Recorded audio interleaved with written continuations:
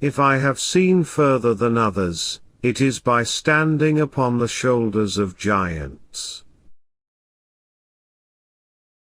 We build too many walls and not enough bridges. I can calculate the motion of heavenly bodies, but not the madness of people. To every action there is always opposed an equal reaction. To me there has never been a higher source of earthly honor or distinction than that connected with advances in science. Errors are not in the art but in the artificers. This most beautiful system of the sun, planets, and comets, could only proceed from the counsel and dominion of an intelligent and powerful being. My powers are ordinary. Only my application brings me success. In the absence of any other proof, the thumb alone would convince me of God's existence. Truth is ever to be found in simplicity, and not in the multiplicity and confusion of things.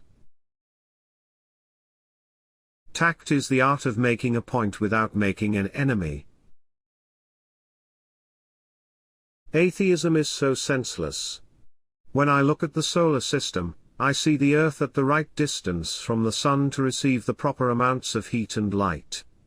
This did not happen by chance. As a blind man has no idea of colors, so have we no idea of the manner by which the all-wise God perceives and understands all things. An object in motion tends to remain in motion along a straight line unless acted upon by an outside force. A man may imagine things that are false, but he can only understand things that are true, for if the things be false, the apprehension of them is not understanding. Plato is my friend, Aristotle is my friend, but my greatest friend is truth. To explain all nature is too difficult a task for any one man or even for any one age. 'Tis much better to do a little with certainty and leave the rest for others that come after you.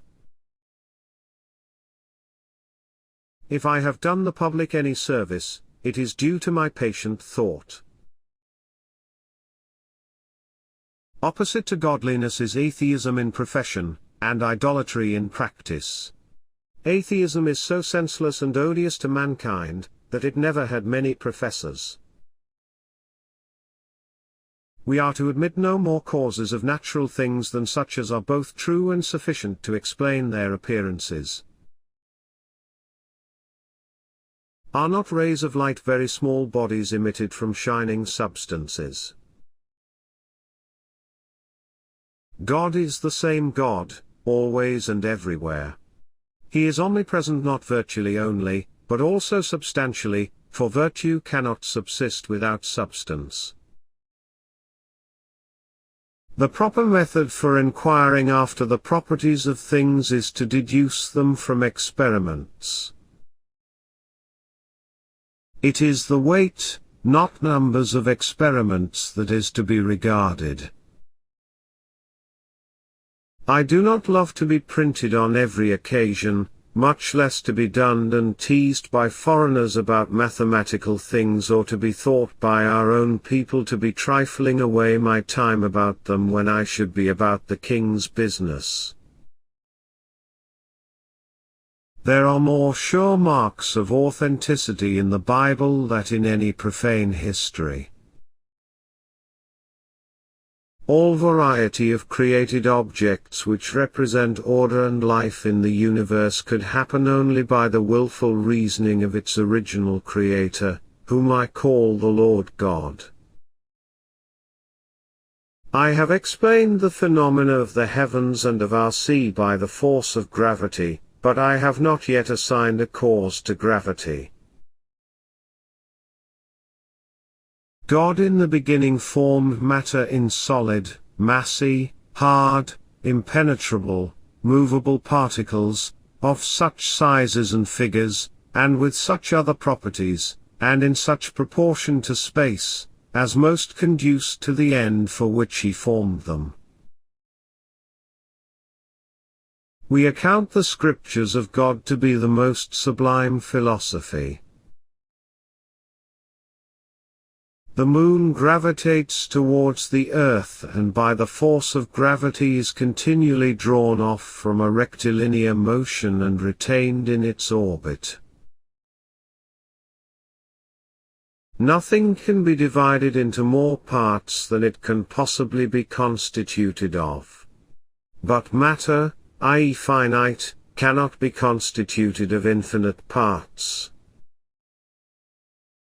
If the experiments which I urge be defective, it cannot be difficult to show the defects, but if valid, then by proving the theory, they must render all objections invalid.